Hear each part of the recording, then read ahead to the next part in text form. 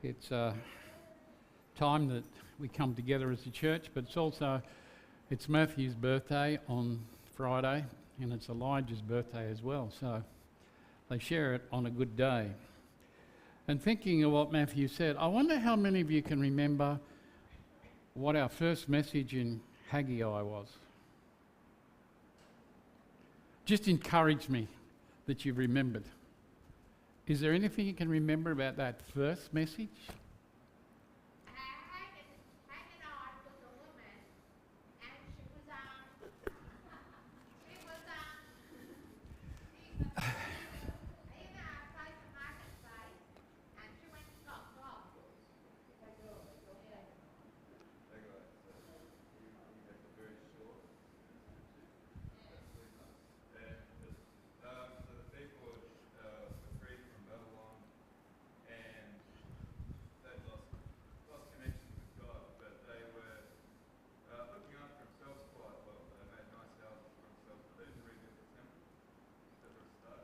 That's it.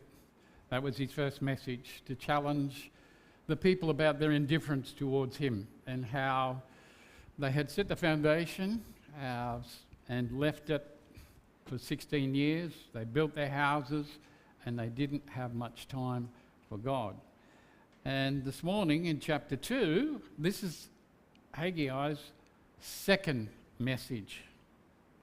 And it's about discouragement. And I wonder this morning, how many of you are sitting here feeling discouraged? You wouldn't tell me if you were anyway, would you? Hey? You wouldn't tell me if you're discouraged, if you're weary, if you're worn out, if you're frustrated, if you wonder about things are going to improve. Oh, we got one person that says yes. All the rest of us say, no, we're fine. Everything's great. But I think many of us would understand and feel discouragement from time to time. But what is it? What is discouragement, and what causes it to have such a dramatic effect on our thinking and our actions? Does anyone know the original meaning of what it meant to be discouraged? It's very simple. Yeah, you have no courage. You've lost your courage. That's basically what discouraged means. You've got no courage to go forward or to continue. That's what it meant.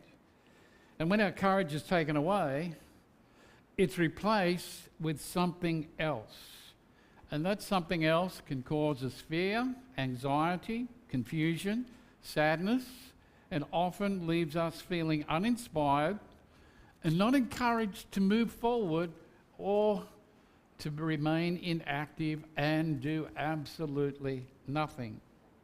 And every one of us can experience discouragement at any particular time. And it's usually we lose control when things don't go our way. And when things don't go our way, we go down in the dumps, very quickly allowing our circumstances to dictate how we respond. Often discouragement is fed by disappointment. And disappointment is a feeling of sadness when our hopes and dreams are delayed, whether they're changed or whether they're crushed. The reality in life is that there are going to be times of disappointment when our expectations are not met and when we're struggling as to know what we're to do next. Sometimes we have the courage to deal with them and move on, but sometimes we feel the pressure and can't take it. So we slide into disappointment and we allow it to control our responses to our circumstances. This will often result in a big list of fear, a loss of direction, lack of purpose, lack of control, unhealthy relationships, loneliness, ingratitude. The list can go on and on, but it all comes under that idea of discouragement. Well, this morning, the problem of Might help if I turn it on.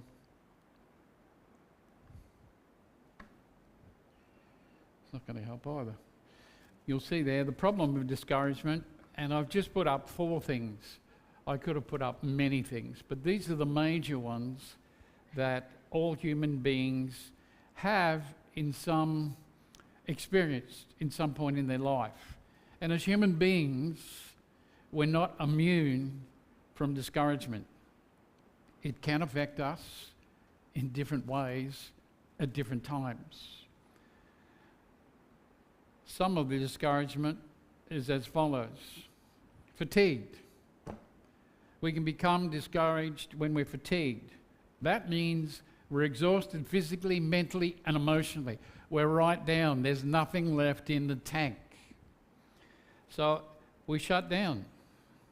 Our defenses are lower. And we begin to think things are worse than they really are. And that's what happens when we're fatigued. We're too tired or too weary to continue. And fatigue saps our energy and takes away our motivation to do anything. Why? I'm just too tired. I'm too tired. The next is frustration. What happens when things don't go our way?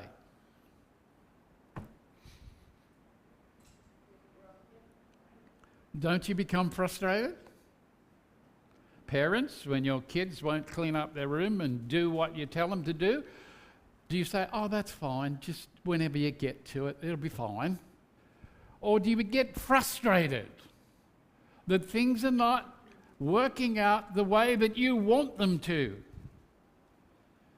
And frustration is something we all understand.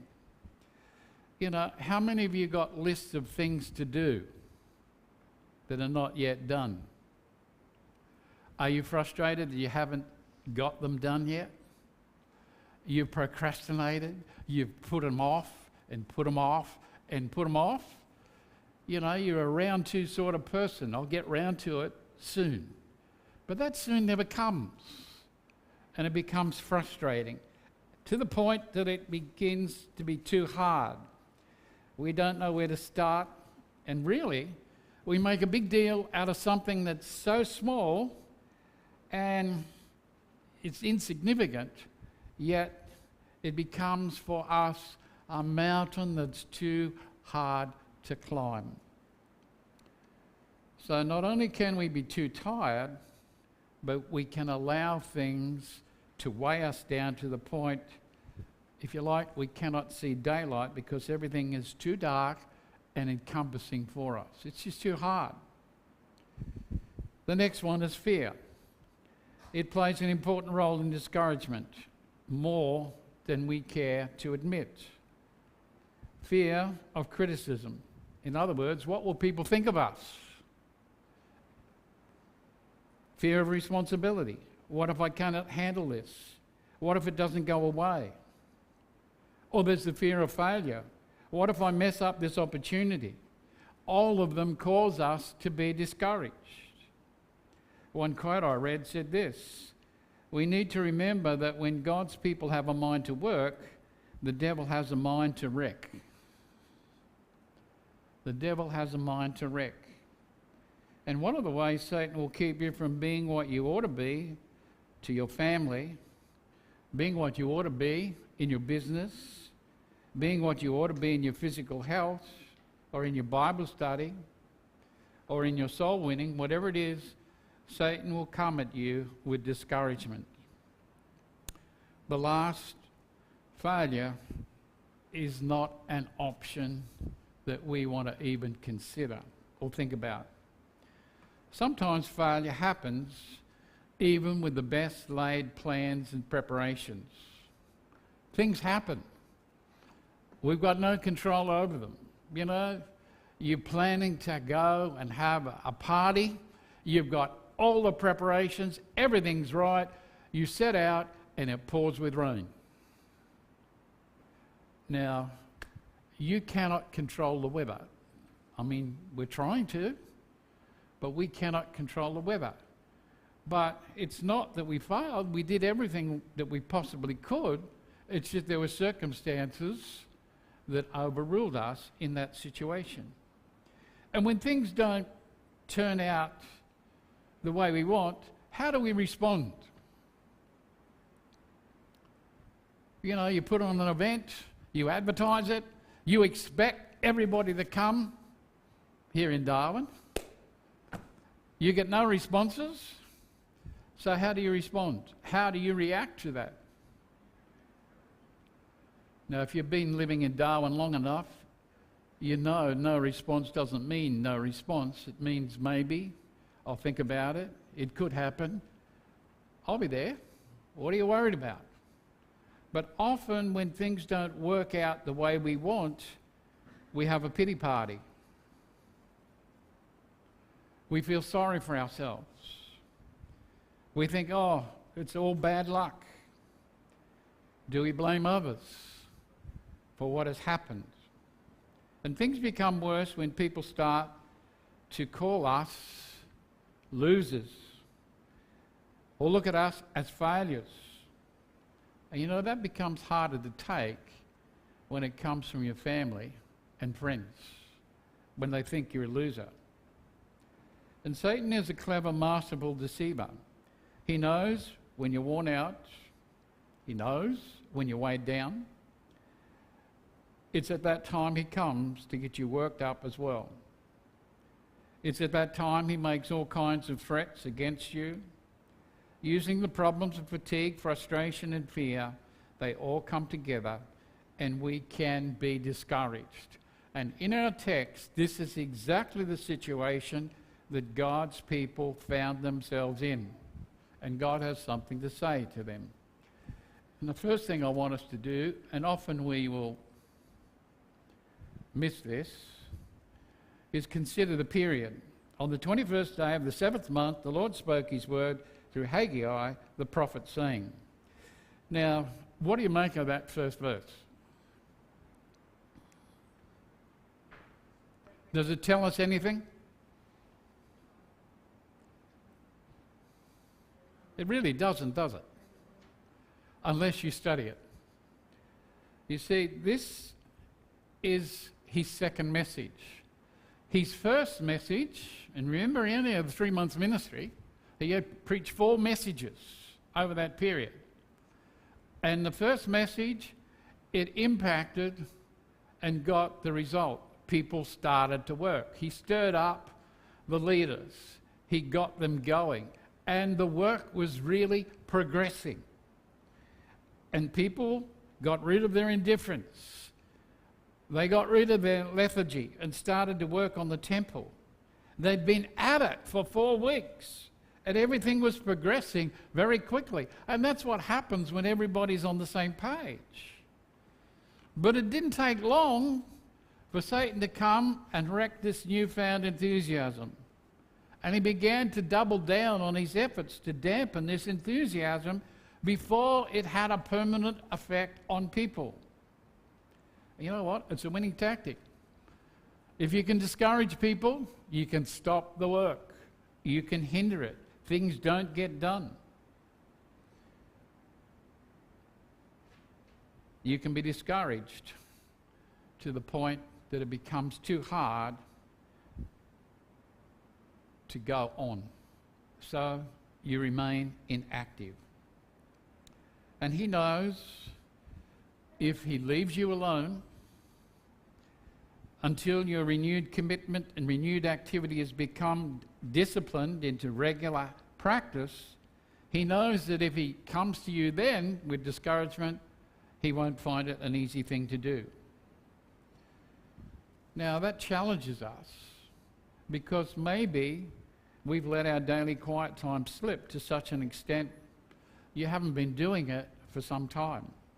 And then all of a sudden you decide, I'm going to get back with the Lord. I'm going to serve the Lord. I'm going to find out what he wants. And so you get aside and you start getting back into the Word each day. And what comes? You start enthusiastically and he comes to discourage you. It's not worth it. It's a waste of time. You're too tired. You can't find the time. Or maybe you've got out of the way of attending or never attended the evening service or prayer meeting, and God has spoken to you, stirred your heart, and you decided, I'm going to get back. I'm going to be with God's people. Maybe you haven't been tithing and you know you should, and you've decided from now on you'll give at least a tithe of your income to the Lord. Or maybe, as a family, you've stopped having family worship, and God has spoken to you and challenged you, this is something you need to start doing. Well, I can assure you that once you start doing these things, Satan will be there immediately. He'll be there to discourage you from continuing on, to give up. Now, he did the same thing here with the people. And why I say the period of time is important. You've just had 4 weeks of full-on work, and things are progressing well. Well, for the people of this time, it came by way of interruption, because they had to stop their work, because there were 3 religious festivals that the people followed according to the Jewish calendar.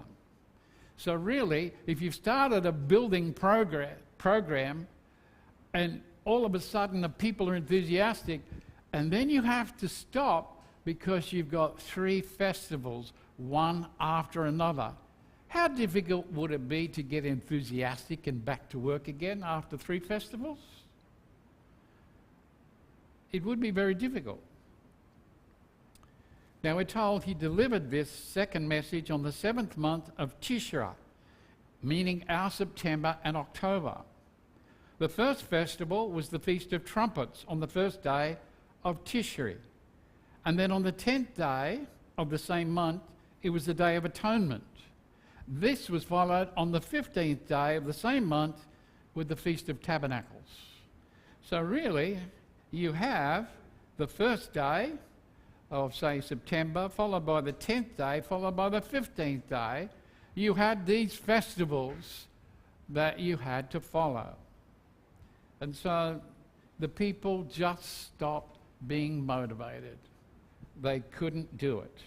And so here he comes on the final day of the Feast of Tabernacles, the 17th of October, 520 BC. Now, we read about these festivals in Leviticus 23, 34 and 43, and I'll read these to you. And it says this: Again the Lord said to Moses, tell the people of Israel, on the 15th day of the 7th month is the Feast of Shelters. This feast to the Lord will continue for 7 days. There will be a holy meeting on the first day. Do not do any work. You'll bring an offering made by fire to the Lord each day for 7 days. On the 8th day you'll have another holy meeting, and you'll bring an offering made by fire to the Lord. This will be a holy meeting. Do not do any work. I like that. Don't do any work. These are the Lord's special feasts, when there will be holy meetings, and when you'll bring offerings made by fire to the Lord. You'll bring whole burnt offerings, grain offerings, sacrifices, drink offerings, each at the right time. These offerings are in addition to those for the Lord's Sabbath days, in addition to offerings you give as payment for special promises, and in addition to special offerings you want to give to the Lord. So on the 15th day of the 7th month, after you have gathered in the crops of the land, celebrate the Lord's festival for 7 days. You must rest on the first day and the 8th day. On the first day you will take good fruit from the fruit trees, as well as branches from palm trees, poplars, and other leafy trees. You will celebrate before the Lord your God for 7 days. Celebrate this festival to the Lord for 7 days each year. This law will continue from now on. You will celebrate it in the 7th month. Live in shelters for 7 days. All the people born in Israel must live in shelters, so that all your descendants will know I made Israel live in shelters during the time I brought them out of Egypt. I'm the Lord your God. That gives you the background to these festivals. You are got a building program going, and in the middle comes these festivals. Wow, the timing couldn't be any worse.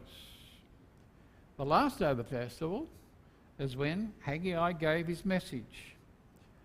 But there was no joy. There was no celebration for what the Lord had done. What we have is people going through the motions. And they went through the motions because, hey, there is no temple. We're in the process of building it. So there was no temple. There were no crops. They had been destroyed. The temple was incomplete.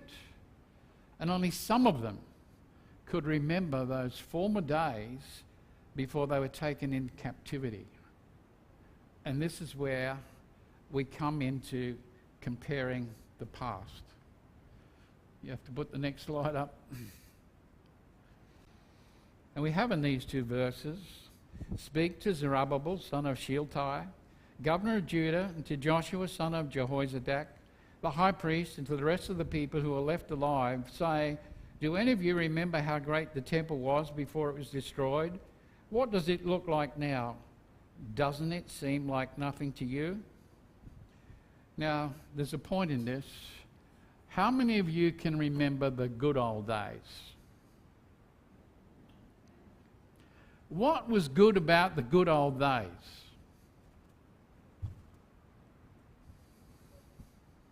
Why were they so good?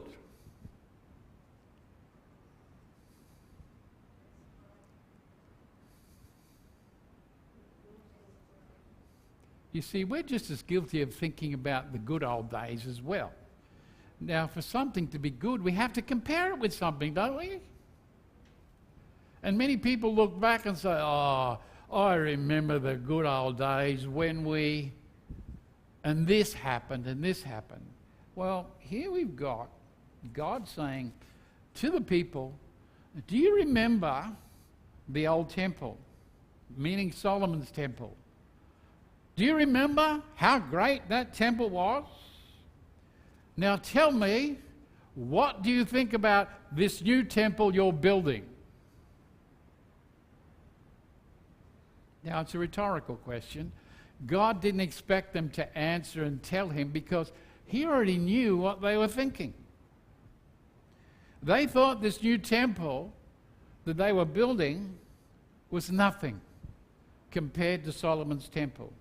It was inferior. They had many memories they cherished about Solomon's temple. And when they looked at Solomon's temple and they looked at this new one, oh, this is inferior. This is nothing. They were discontented. They compared apples with oranges. And they wanted their apples. Now, to be fair, and I'm not having a go at all the old people, I happen to be one of them. But this group of older people who were there, they had known the glory days of Solomon's temple. And they were looking back to the good old days as they remembered it. And as far as they were concerned, there's nothing could touch those good old days and what they had done. And their thinking was, well, they were the good old days, and we've got this inferior thing here. Why should we waste our time and energy in building something that's not as good? Now, it's good to have memories. They can encourage us, but they can also discourage us as well. Keep in mind, our enemy is not asleep to what's happening in the world and what we are doing. And when he sees God's work up and moving forward, he takes notice and goes to work. He'd already seen that the leaders were stirred up. He already had seen that the people were enthusiastic in getting the work done. And so he didn't want them to awaken from their spiritual slumber. He wanted to go back to the way that it was. And so, in effect, he is putting those seed thoughts to these older people. He's saying, look, you guys, you remember the good old days? You remember what they were like? Well, I've got news for you. You know, those days are gone. They're finished. They're never going to come back. So if that's what you're hoping by building this new temple that's going to come back, I've got news for you. Think again. Nothing will compare to those good old days. Kiss it goodbye. It's gone, never to return. So what's he doing? He's extinguishing any enthusiasm. He's taking away any motivation to be involved in a new work. But we must understand, if God is working, no matter how small it may be, it cannot be considered inferior. It's either God working or God not working. But if it's God working, no matter how small it is, we cannot look down on it because God is in it and He's working. And the fact was, God had determined that He wanted His temple built.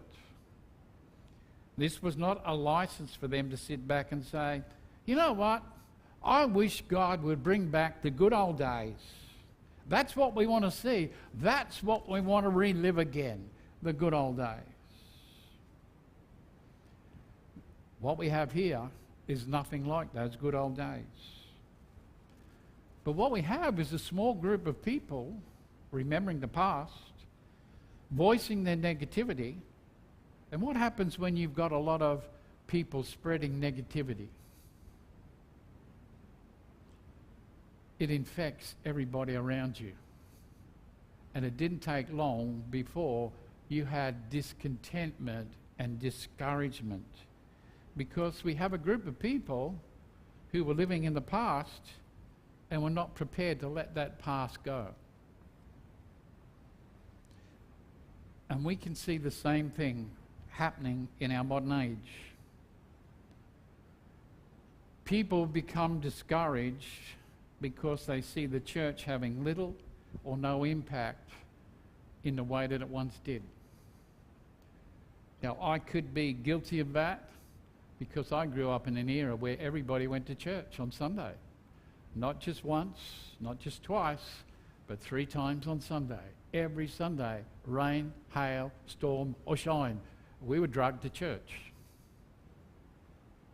And everybody went. We didn't get in our cars, we walked with Bibles in hand, all the way up the street and around. Everybody knew where you were going and what you were doing.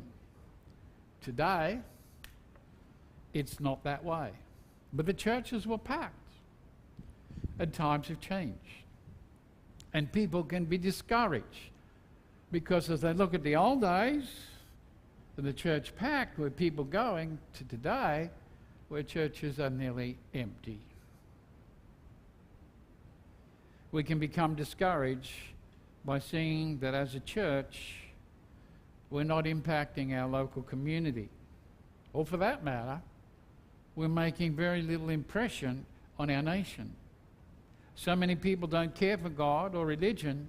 In fact, they think they're better off without Him. We don't see the gospel impacting people. We're not seeing hundreds of people coming to Christ and being ready to follow Him. Even within the church, we have become too busy, too distracted to build relationships with other believers. We're just too busy. We've got too many things to do. There's an indifference to the Lord. As Christians, we're not hungry for the Word of God. We're not anticipating fellowship with one another. We're not interested in meeting or gathering together every time the church's doors open to pray for one another. Most of the time, pews are empty, testifying we don't care because we have more important things to do. You know, I read an article this morning that I was a little horrified and at the same time a bit discouraged.